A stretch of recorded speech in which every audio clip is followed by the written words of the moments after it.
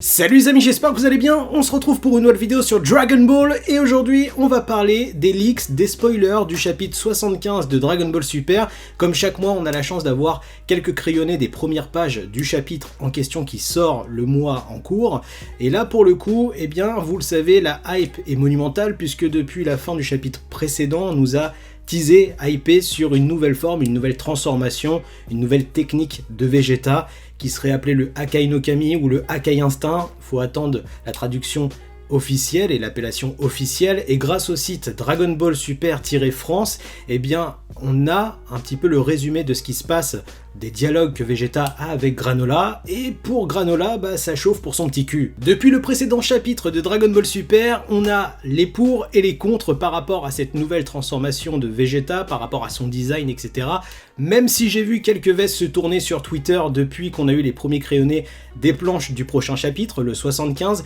on a évoqué pas mal de choses ensemble en vidéo depuis ce mois-ci par rapport à ce qu'on a vu du précédent chapitre, comme quoi Vegeta et ce pouvoir de la destruction, ça pourrait être à double tranchant pour l'univers 7 et Goku par rapport à la maîtrise que Vegeta aurait de cette nouvelle transformation, de ce pouvoir de destruction. Est-ce qu'il ne pourrait pas perdre la boule? Eh bien ce chapitre nous apporte des précisions, et des précisions qui pourraient aller dans le sens où je vous l'avais évoqué, un futur combat Goku versus Vegeta. Donc avant de parler plus en détail de cette nouvelle transformation de Vegeta et de la raclée qu'il est en train de mettre à Granola par rapport à ses premières planches, on va tout simplement découvrir le résumé qui a été fait par Frieza, donc Frieza qui est une youtubeuse influenceuse que vous pouvez retrouver sur Twitter et YouTube, qui est passionnée de Dragon Ball, de Japon, mais surtout du personnage de Freezer. Donc c'est grâce à elle, on découvre ça ensemble et je vous donne mon avis sur le prochain chapitre et ce qui pourrait en découler par rapport à cette nouvelle forme, cette nouvelle spécialité de Vegeta, la destruction. Le chapitre commence avec Granola qui demande à Vegeta ce qu'il entend par la puissance n'a aucune limite.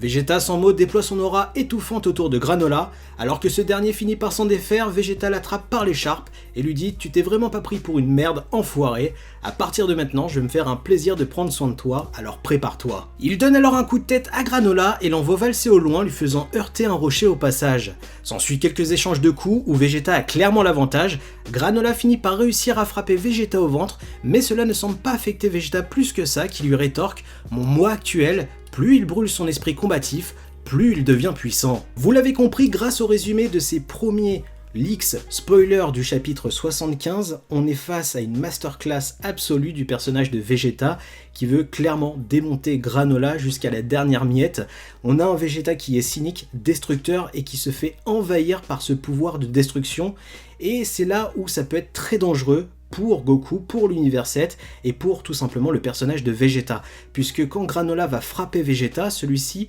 adore se prendre de la douleur, adore faire de la douleur d'ailleurs, et on a un Vegeta qui commence à avoir un regard, une folie, il devient malade mental. On a un Vegeta qui n'arrive plus à avoir une raison, et on a un Vegeta qui a un but qui est très clair, la destruction. Donc là, très clairement, sur le papier, on a un Vegeta qui, en termes de puissance, dépasse Goku par rapport à son combat avec Granola. On a un Vegeta qui va le dire par rapport à ses crayonnés, ma puissance n'a aucune limite, et on a un Vegeta qui devient malade mental. Alors ce qui est intéressant par rapport à cela, c'est que ce pouvoir de destruction que Vegeta ne contrôle pas au final, puisque pour moi, on est sur une forme qui est non contrôlée, la preuve en est, on a un Vegeta qui devient complètement malade. Eh bien, on aura forcément un contrôle de cette puissance, une nouvelle transformation, une maîtrise, tout comme on l'a pour l'Ultra Instinct maîtrisé de Goku. Par contre, quelque chose qu'on peut faire et qu'on peut analyser, c'est que Goku pourrait devenir le garde-fou de Vegeta. Car soyons honnêtes, même si ce combat va être classieux, avec un Vegeta qui va dominer le combat,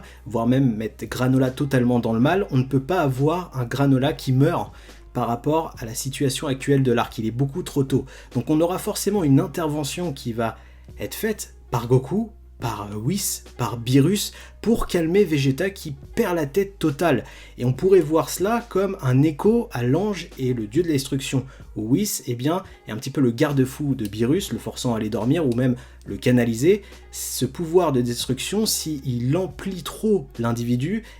l'individu peut carrément perdre tous ses moyens. Et l'ange, au final, est le protecteur du dieu de la destruction, donc on pourrait voir un Goku qui serait dans l'obligation d'affronter Vegeta, qui perd la tête et qui serait capable de tout anéantir autour de lui. Et c'est là où je me dis que Granola, eh bien, en voyant la haine et en voyant le pouvoir et surtout le côté démoniaque de Vegeta qui est prêt à totalement le dézinguer, à le tuer, pourrait renforcer sa haine envers les Saiyans, le forçant à peut-être faire des alliances ou perfectionner le pouvoir qu'il a acquis. Non, parce que très clairement, Granola dans sa tête, ça va être mais qu'est-ce qui se passe? Le mec a fait le vœu pour devenir le plus puissant de l'univers et il est en train de se faire botter le cul par Vegeta de manière incandescente. Et c'est là où,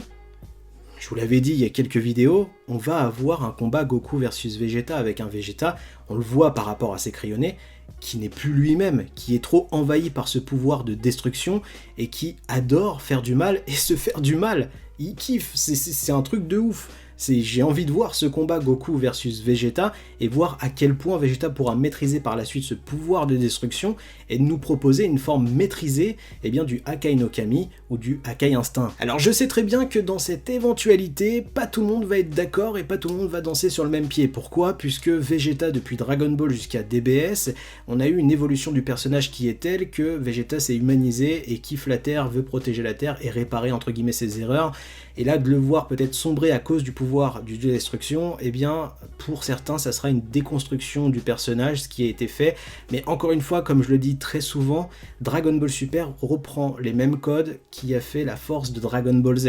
avec des combats, avec des affrontements, avec une rivalité, une dualité qu'on peut avoir sur Vegeta et Goku. Et le combat Majin Vegeta et Goku reste un combat épique de Dragon Ball Z. Peut-être que Toyotaro et Akira Toriyama souhaitent faire la même chose pour hyper les fans et faire tout simplement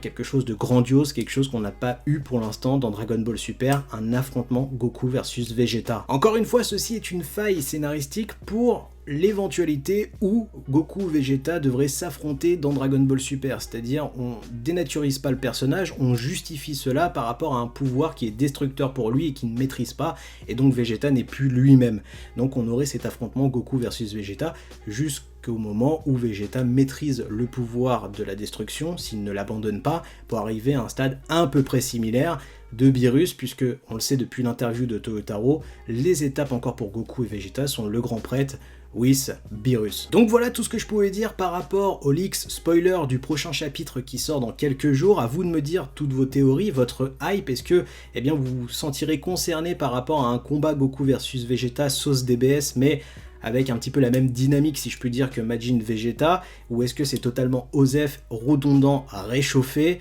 Et n'oubliez pas de liker, de vous abonner et de partager cette nouvelle vidéo. Je vous souhaite une bonne journée, une bonne soirée, à très bientôt, tchuss!